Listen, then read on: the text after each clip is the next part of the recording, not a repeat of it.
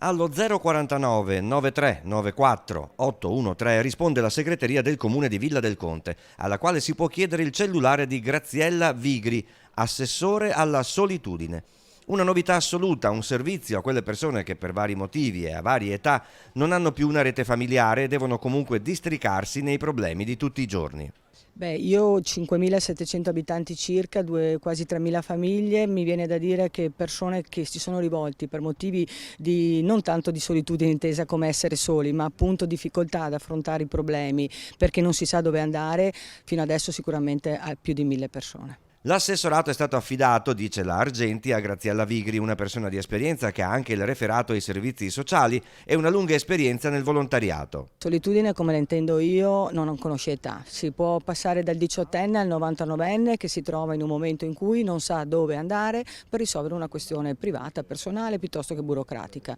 Assieme all'assessore e il sindaco, perché mi metto in prima linea pure io, cercheremo una soluzione migliore nel terreno competente. Una pratica burocratica, un aiuto in casa, un periodo di fragilità, ma anche la spesa, un risponditore automatico che non si sa come affrontare. Una persona che dia una mano può fare la differenza e salvare una vita sola.